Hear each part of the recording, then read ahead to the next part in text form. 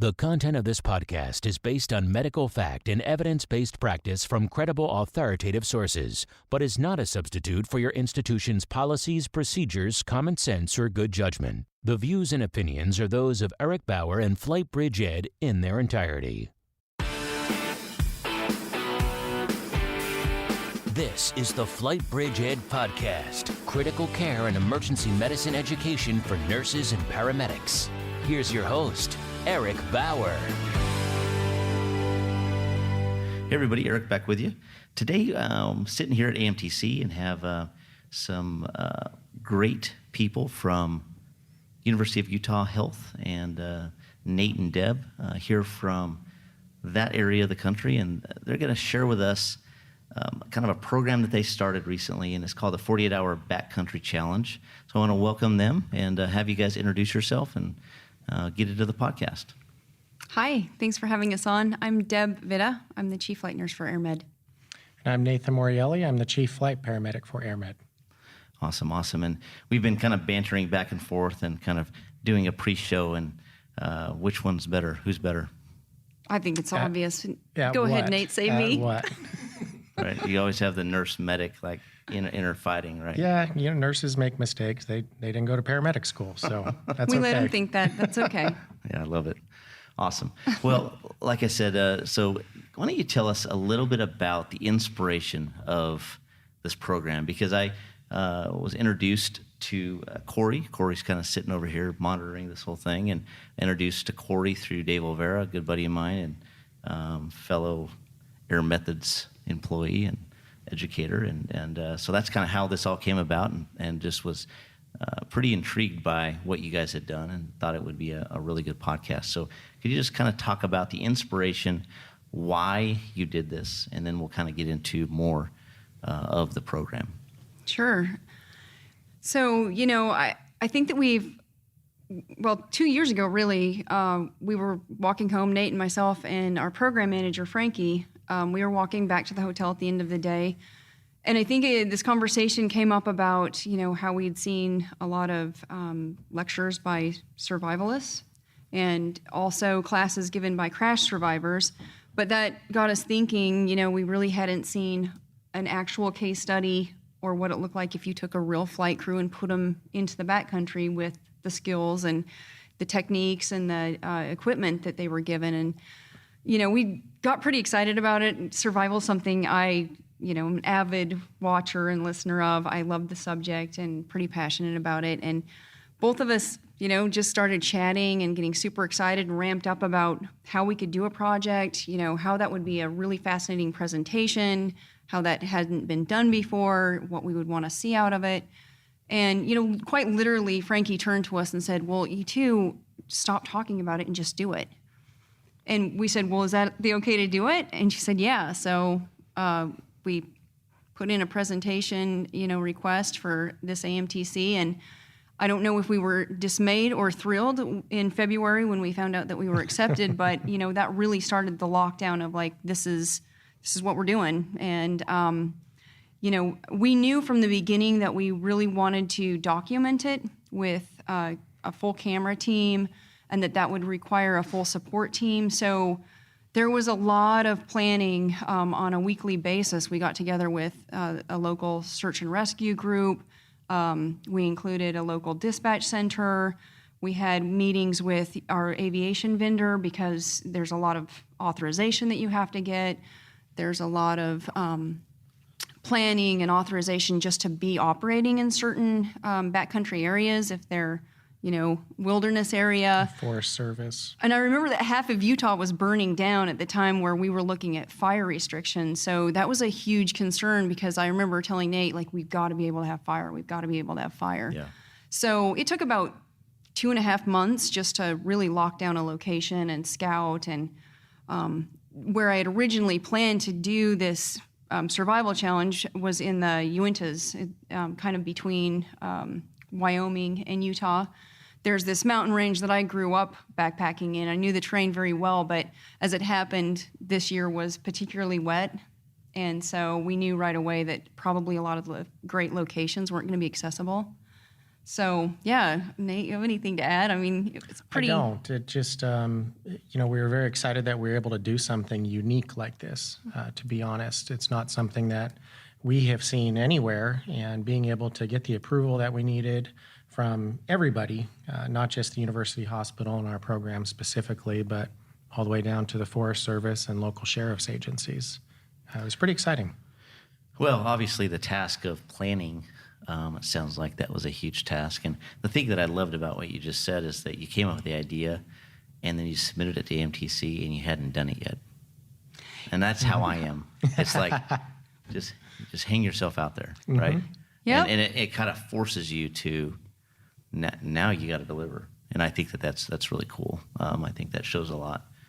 Well, I'm not really a public speaker myself. I don't, run education sessions. So I was telling Nate today, it's kind of funny that the first time that I decided to make it a goal of mine, because Nate's spoken a lot more, but, to talk in front of a group, I do it at AMTC, where maybe I should have worked out to it, but all right. No definitely way. set the structure for now we're doing this and we got to get it moving, and we've got deadlines now and we have to be very firm with those. Yeah. And 6 months of moving along through all that. Well, and what Pretty makes it interesting. good is that that's something that you're passionate about. And so if you're passionate about something, you can talk forever on it and you're comfortable, right? I mean, that's your thing. Nobody else has it. So that's cool. So as far as the inspiration and the why, was there anything that led up to, a scenario, something that kind of triggered this on, obviously you guys came up with the idea, but was there something that happened in your normal career, your on a flight that maybe made you realize that this was a needed training?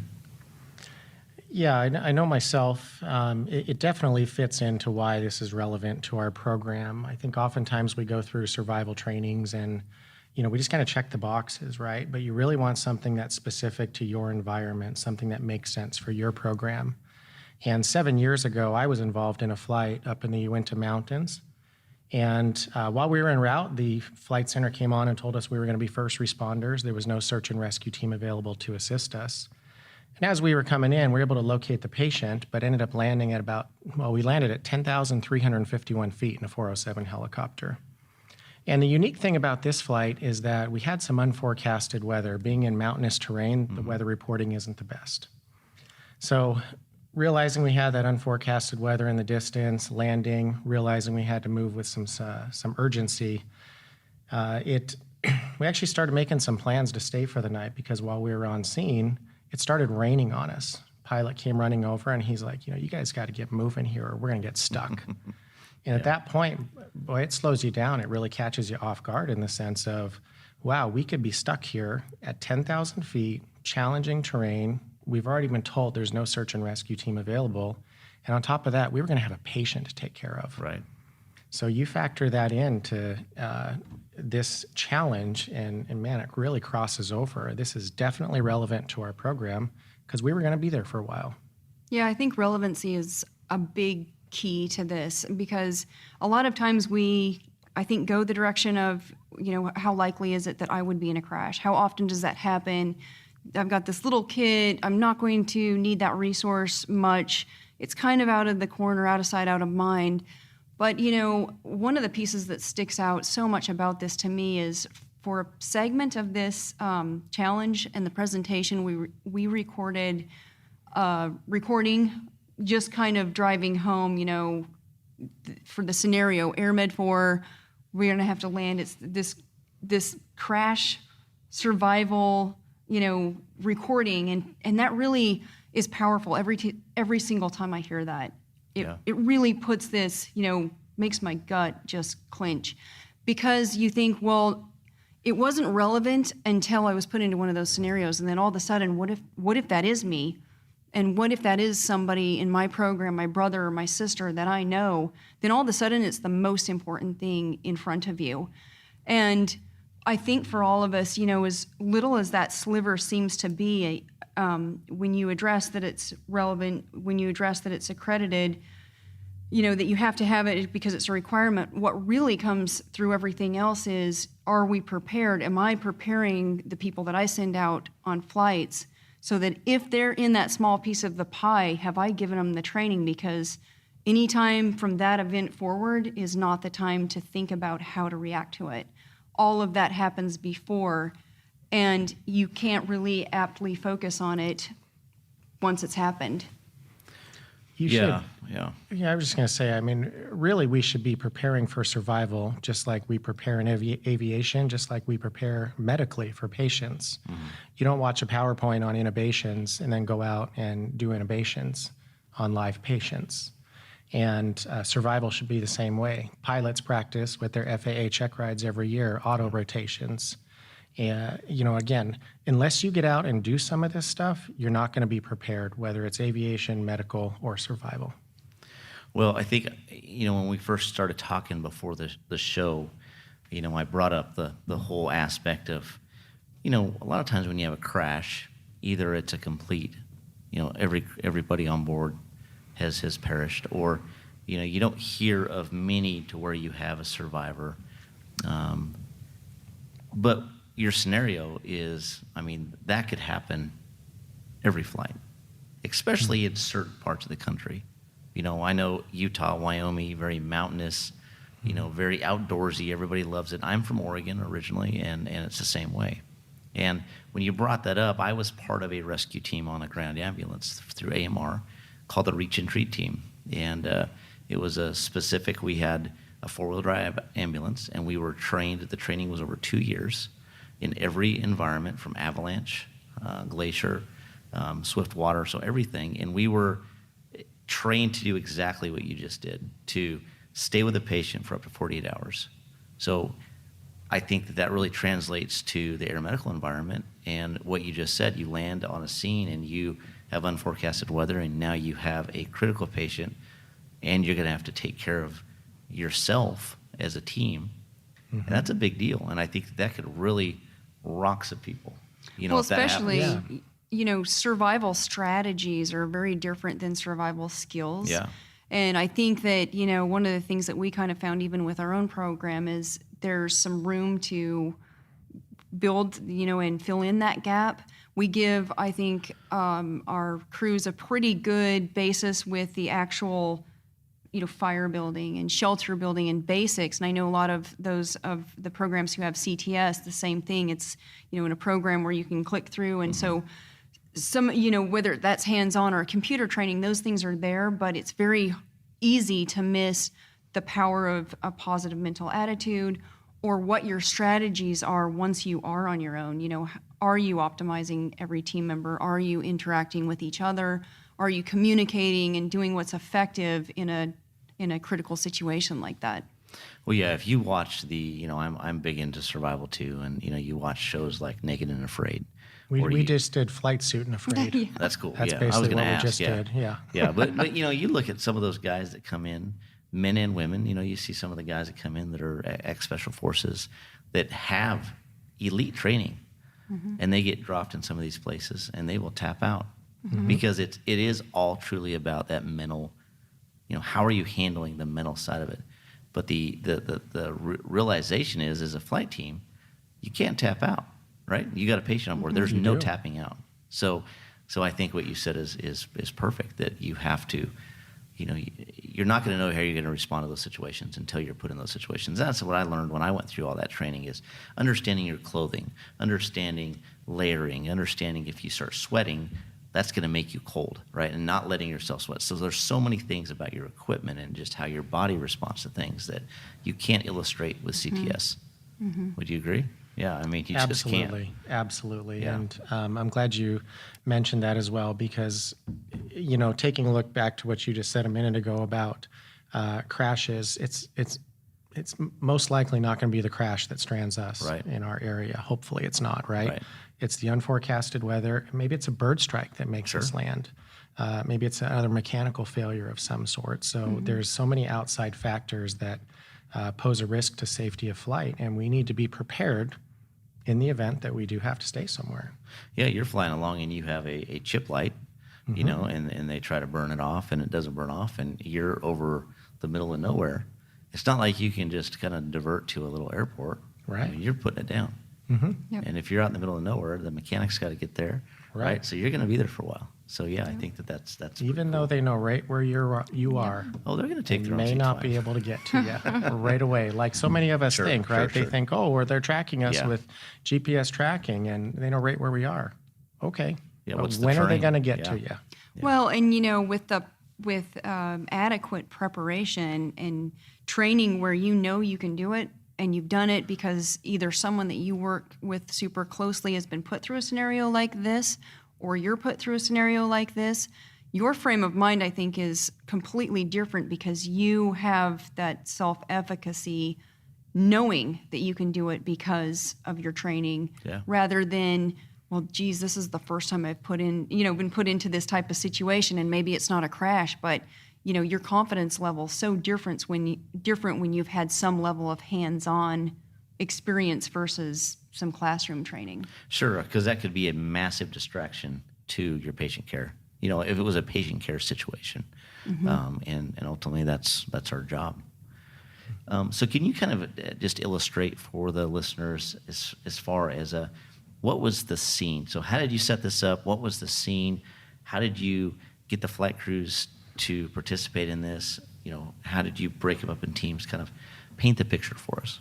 Yeah, so when we facilitated, finally making an announcement and putting out, a request for people that were interested, because one of the things, the premises was we wanted people that were invested in making this operation work as we were. And I think that required people that were at least interested in being engaged in it. We didn't want anybody to feel forced. So we asked for volunteers to be in the, to be participants. And then once we had a list of people, before we picked anyone, we intentionally showed up to the base before they knew that we were going to do anything or before they had any idea what was going on, and spot checked them.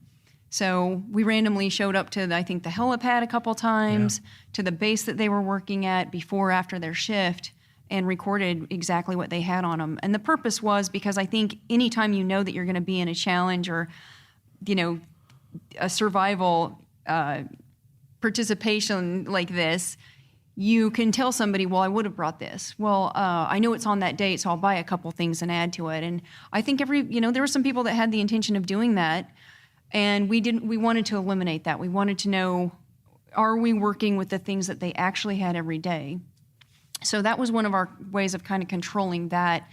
Once we had that list from all of the volunteers, then we wanted to divide it up a little bit further by personality. And so we wanted to stay away from people that were friends. So we really wanted to get an accurate picture of a snapshot of any given day. Since you can't pick your flight team member, we wanted to realistically incorporate that into the challenge. And so we announced the participants, I think a few weeks before we actually went to the site. It was about 3 weeks before. Everybody that put in, we told them what the dates were, so they had that, so they could start talking with their family, make any adjustments, basically get it on their radar. Sure. But about 3 weeks out. Yeah, and then we announced it, announced the people that we had picked.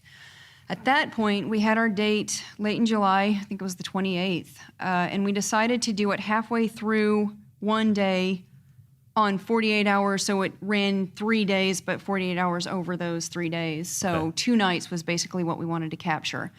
And our thought in that was, the first night people get through. I think generally you can, You can tough it out. Yeah, you can tough it out, and you can. It's just one night. It's one night. I got this. Yeah, right? yeah. And we wanted to see what it looks like when you're finally getting hungrier, when you're finally deciding that structure from the first night that you built for a shelter wasn't so comfortable, and what you do when maybe different personalities graded on each other, or whether people were working together, or whether leadership roles were developing. And so that's kind of why we set the dates up the way that we did. So we had everybody report midday on the university helipad in Salt Lake, and that's kind of over on the east side of the bench. And up until that point, they still didn't know which direction they were flying. So we did another spot check and confiscated things that people tried to sneak in on their flight suit.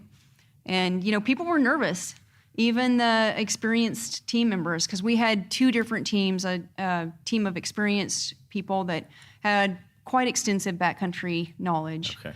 And then we had a team of inexperienced team members. So it was a fair number of the people who tried to sneak in things and were nervous, so a certain amount of angst. But just as they got ready to load up, we gave them a scenario of an ATV rollover out west and loaded them up in the aircraft, and they took off. So to further disorient them, because at this point they knew they were going west, but west for us means anything from desert. Bonneville salt flats are out that way. That's about 4,200 MSL, and then we have everything up till 12,000 feet. So pretty good mountainous terrain, tributaries, some snow peaks and rock peaks at the top. And so that was the direction they were going. And we put on the blindfolds until they were pretty near the site, started to guide them through. We had the pilot guide them through a weather diversion scenario that turned into an engine fire. And they were told that landing was imminent. And at that point, they started into a 360 recon over the LZ. We took off the blindfolds because we wanted to implement things that we would test in crew resource management. So one of the things we wanted to see was, well, what kind of things are they observing? I mean, we're always supposed to be looking out for alternate landing sites in case we have to land abruptly. And we wanted to see what they noticed. We wanted to see what their situational awareness was. And so they got onto the site, and we tested those things. We tested them on aircraft shutdown.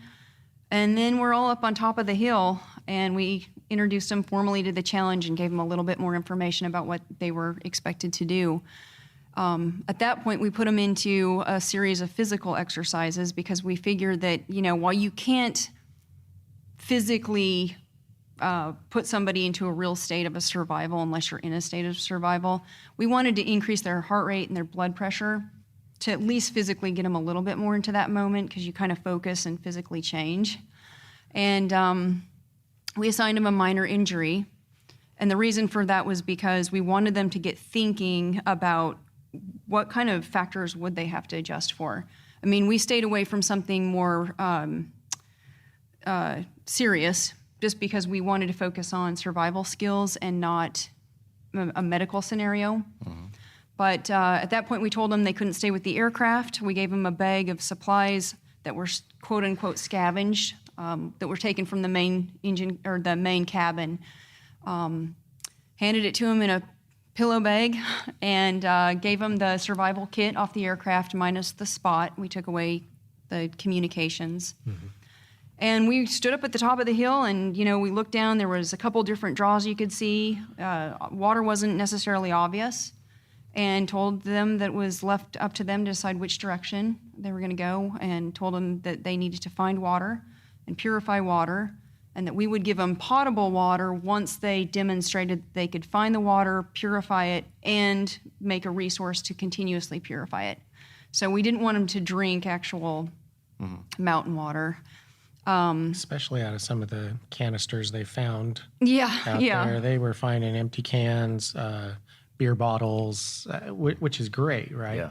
They found all these things, but we didn't want them actually drinking the stuff. Yeah, that was part of the support stuff. I mean, we really had to stay away from things that would get people into a serious scenario that was a little too real for what we were trying to do. So, yeah, we had pre-scouted this location a few times a few months earlier so that we knew exactly where the water sources were. We had reassessed it later in the summer as things started to dry up so that we still knew that there was water where we thought there was water. We had put up a drone and launched it to look at the site so we knew exactly how far the camps were away from each other, that they wouldn't make contact. We had LZs set out and alternate LZs, but the fact of the matter is we didn't know exactly which direction they were going to head. So that was kind of cool for us because, that was a little bit of the unknown, and we had a very mobile camera crew to follow them through the bushes. So how many crews did you do at one time? So two crews at one time. Two crews at one time. So one experienced, one inexperienced, a crew of 3 on each. So pilot, nurse, and paramedic on each crew. So tell me how it went. How'd it go? How'd the crews do? They did really, really good. Yeah. One of the things that we found was that eventually both crews covered the same ground. And what I mean by that is when you listen to the coverage and the experienced teams talking about tributaries and water sources and resources, the caliber of what they know is obvious. But at the same time, the inexperienced team really talked through with good communication. They capitalized on each other's strengths. They decided as a group all of their decisions. And so although you see differences with things like the shelter and how much improvement needed to be done by the experienced versus the inexperienced team, they really ended up covering the same ground and becoming very successful as teams all the way through. I think one of the other things is they tried to stay away from using the survival kit. It was kind of nice to see that they really wanted to see if what they brought on them was adequate and to use the survival kit as a backup. But they really flourished, I think. And because of that, we wanted to see how they would do when they didn't flourish. So we intentionally gave them a challenge with a bow drill to do a fire starting challenge. Oh, wow. And It's not easy. it's a hard enough skill when you actually know how to do it that the person that gave them their bow drill had actually stood down in base camp and started a fire with the bow drill to make sure that we could say, no, this actually started a fire earlier. Yeah. It's that hard. It's really, it's a tough challenge. And so we gave it to the crews because we wanted to see when everything else is going well for you and you're communicating and kind of flourishing through the rest of the experience, how do you handle it when you're not? And it was pretty interesting to see the different outcomes because the experienced team actually probably got a little bit more frustrated in not being able to start it. But the cool thing about that is as a team, they talked through what their priorities were and basically determined, we have other pressing things and we should really be reinforcing our shelter. We should be, stocking up on our resources, get firewood. So that was kind of cool. That's a very educated way of looking at it. Yeah. When you're not successful, move on. And at the same time, the inexperienced team actually, I think because people assumed that they didn't know how to do it, they talked it through. The communication was excellent, and they actually busted a coal. And I love saying that, but they started a fire. They actually were successful at the challenge, which we did not expect to see. Yeah. And the really cool thing, I think, about all of that, and Nate, can chime in too, but when we looked at the footage and how people did, one of the things that stood out, at least to me, that I don't think stood out as much as it did until I kind of watched over things a couple times, was it really hit me that, as EMS providers, that's kind of what we do. Like, we're set up to be better survivalists, I think, because we migrate to careers where we want to deal with unexpected situations. Like, in our training, whether it's survival focused or not, we're learning to capitalize on each other's strengths automatically. We learn to talk to each other, we learn to communicate, and we actually seek out career choices that take us to elements of unknown experience. And I really like that because I think that puts us in a better advantage to survive than the average person. No, I think that's absolutely true, and I love that. What you said about the experienced crew. They become frustrated. Well, it's because of their experience. They probably thought, well, why aren't we being successful? We have experience in this, so I think it shows that that learning of the inexperienced crew and just communication and how valuable that is and working together. I think that's awesome. Was there anything that you saw that you didn't expect? Like, how did the nights go? How did the shelters go? Did they get cold? I mean, how did they deal with that? Yeah, so great questions. Specifically about the shelters, and this is where I think we first noticed the difference between the two teams. The inexperienced team, there was a little bit of rain, so the first thing they did is grab a blanket that we gave them, and they hung it between some trees and cleared out the rocks, and that was like, hey, we're out of the rain. This is our shelter. And that's what they used for their first night. And you hear them afterwards in video saying, we paid for that. It was freezing because they had the wind coming right down the canyon, right through their camp, basically. Whereas the experienced team actually set up a great shelter. They had it enclosed on 3 sides. They had a fire pit out in front. And they ended up only having kind of a small section that they got wind through on that first night. But like we were just talking about previously, their priority that next day was, we had a small spot in the shelter that wasn't perfect. We need to fix this so we can sleep better tonight. Mm-hmm. Mm-hmm. Did the experienced crew try to find the middle of the canyon, as far as that's always the warmest spot? If you had a hillside, did they try to navigate towards that area? Yeah, they did. And that's where really the difference in watching the two teams was so obvious, and was cool, because the experienced team did a lot more scouting and recon. They rated the locations from 1 to 5 on potential camping spots.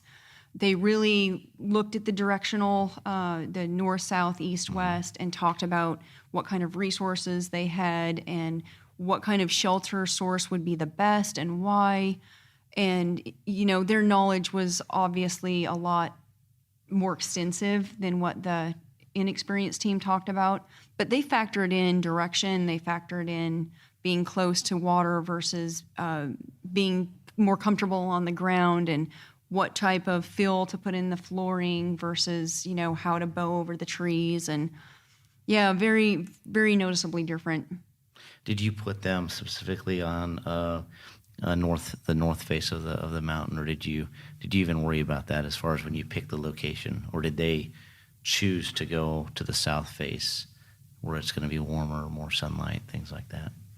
I think that if I remember, they picked the location based off where they thought the water was. I think that more directed which direction they went.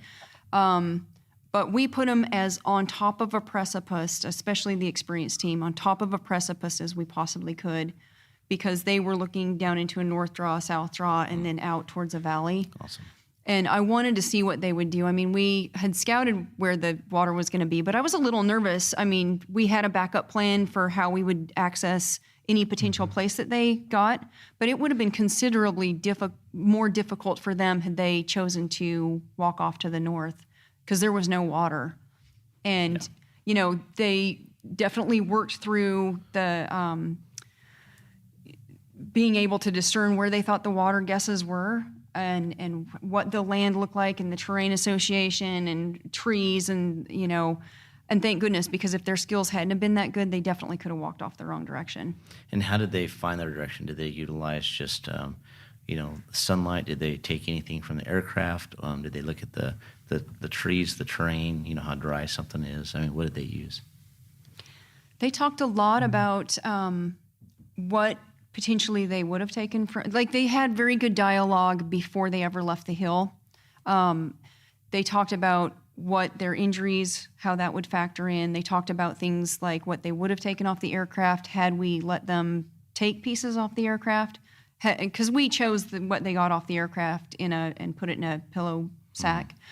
But they talked about what they would have taken. They talked about the potential benefits and cons to heading each direction. So the dialogue was very good about really going through all the steps and agreeing on things, and the whys and hows they were approaching before they ever stepped off the hill, which I thought was pretty impressive, because I don't remember that as much from the inexperienced team. And then how did they do on the food? What would they do there? The experienced team, they made a deadfall trap. It was pretty impressive. Wow. But nobody really, I think people had more strategies about what hunger would look like. Yeah. They did pop a couple grasshoppers in their mouth. On the inexperienced team, Tiffany had a couple, energy bars or something. Yeah, a couple protein bars in her personal survival kit that she shared with the team. They split those up and rationed those, I think, over the first night. But they talked more about food. And although I was nice enough to find and give them a snake, I don't think that anyone was desperate enough to cook it. Yeah, I don't think they appreciated your efforts. No, they didn't. But that was on the first day. I really think that they would have reconsidered by the end of the second day, because people were significantly more hungry. Yeah, so at the second day, was there a big difference in morale, or did they stay pretty positive throughout the entire military exercises or being stuck up on a rock. So Chris, who was our nurse on the experienced team, he does quite a bit of backcountry climbing and rock climbing. And he had been on a bivvy a couple times where they ran out of food. And so they were used to that. And so I don't think that was surprising to them. Right. I think it'd be interesting to do that and, tell them you could be out there 2 days or you could be out there 5 days, and don't tell them and see if they make different decisions as far as food goes, because that's a big difference in mindset of, I think we could all think, all right, 2 days. It's gonna be terrible, but 5 days is a big difference. Oh yeah, absolutely. We actually joked with them on the last day. We thought it was funny. I don't think they thought it was, but just, hey, we've talked to all your spouses. You're allowed to stay back out here for another couple of days. And Chris, the one she was talking about, was like, hey, sounds good. Yeah, I got to get off a shift if you'll just arrange that. Yeah, he was worried about his shift. Yeah, so he's like, ooh, this is fun. But there was a couple of people that were like, I'm going to be done. No, I'm leaving. done. I'm leaving. Yeah, cool. So I guess where do you guys go from here? Like, how can you build on this? What are your plans for the future? Well, as a result of this, we're making some changes within our program. With any good exercise comes opportunities for improvement. Yeah. And Deb and I saw some when we were on the mountain, and the participants had some suggestions for us as well. So as it relates to our aircraft survival kit, we're adding water tablets and fishing line to it. The water tablets for obvious reason, and the fishing line because it has many uses outside of its intended purpose in survival. You can use it to help support shelter, food preservation, first aid. There's a handful of other things you can use it for. So we're adding those two things to our survival kit. And we're also incorporating the participants into our upcoming new hire orientation, as well as our upcoming winter survival training. We want them to share their experience, and hopefully some people can gain some valuable knowledge from them. Everybody that went through it actually made some changes to their personal survival kit. Some people more than others, but everybody got something out of it, and we really feel like it's going to be a benefit to the new hires, get them started off on the right foot thinking about survival, as well as our other almost 100 flight team members. It's going to be some great information from them as well. Yeah, I think the great thing is people came back having said, hey, I'm talking about this. Hey, that got me thinking. I'm changing this. I watched the so-and-so go through that, or they came back and told me what they went through, and I really feel the need to assess what I bring. And that's what we wanted. We wanted to start dialogue about really, quality over quantity, and is it more about what you're carrying in your brain and your positive mental attitude and your, the survival strategies that or is it more, streamlining the equipment that you carry? Is it the effectiveness of the tools you have? Let's think about that. Let's talk about that. Let's get rid of things we don't need and teach things that we do, and find a way to share that knowledge more efficiently, because it's not fiscally possible, I don't think, for programs to put every single person through a challenge like this. Right. It's costly and to a certain degree. And, although we were lucky enough to have supporting agencies that we work with pool their resources with our resources and get a small grant to try to do the filming, it's, it does take some pretty strict budgeting and planning, but what you can do is put some people through that more often and share the benefit of the knowledge that they reap. Have them report back, get dialogue going in your program to ask yourself, is what we're teaching relevant to our program? And, do we need to shift that a little bit, or is it too general? And so, it's easy to streamline those things. And, so hopefully that's the change that we start. Is there any plan to maybe add a patient scenario to that, to where, you'd probably have to get somebody to volunteer, but like a real patient scenario where they are... I have all kinds of ideas. Honestly, We've been brainstorming again. You could make this episodic. Now, I think that there is some value actually in what you said. I think that now that we have sort of set the groundwork for this kind of scenario within air medical, And I say that because I'm not aware that it's been done up until this point, which is why I was so thrilled about being a part of sort of establishing that. That being said, I think that there is a lot of places that you go with medical scenarios. I think that there's a way to turn up the ante in the actual survival scenario with winter.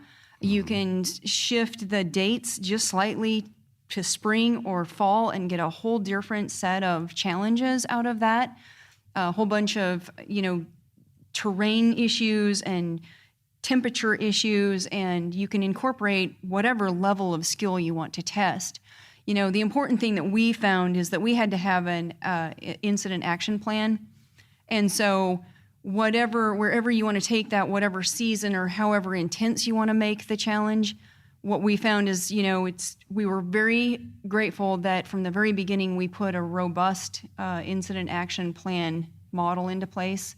And we had that plan to fall back on, because what you will find with this kind of scenario is that you're going to run into a lot of hurdles that you maybe some of which you anticipate, a lot that you don't anticipate, and it's an ever-moving, ever-evolving thing, made more complex by the fact that, if you're trying to document it, that piece is moving, and the access to the sites, and even weather affected one of our LZs. So backup plans and medical support and base camp support, all of those elements, as long as they're well planned out and you have that plan in place, I think you can take the actual challenge to any direction or intensity you want.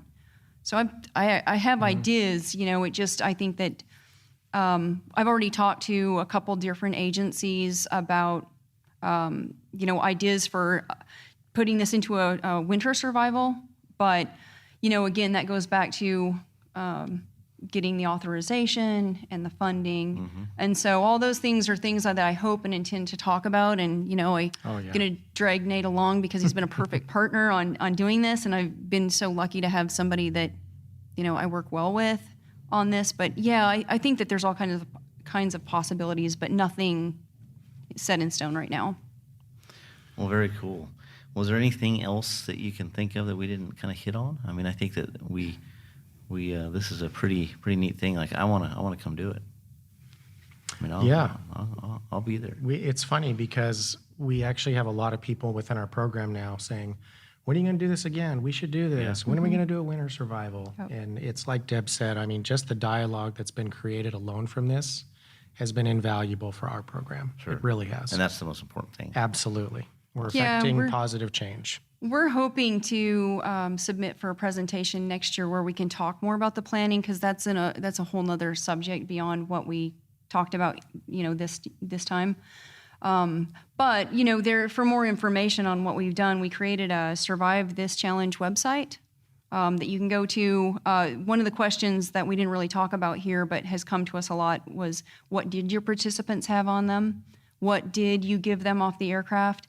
And so we created that website so there's extra footage and those kind of lists, and there'll be contact information. So that, if people out there want to know how we did it, or want some input, or have great ideas, by all means, we'd love to have you contact us, because we're excited to go further with it. So do you want to share your email addresses and what that website is?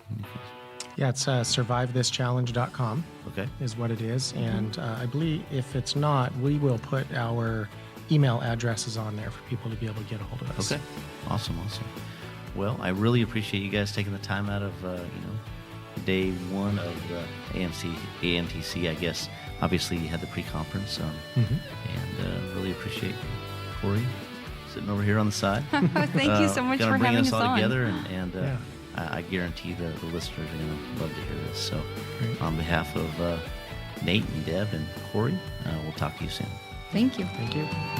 This has been a production of the FlightBridgeED Podcast, leading the way in pre-hospital critical care and emergency medicine education.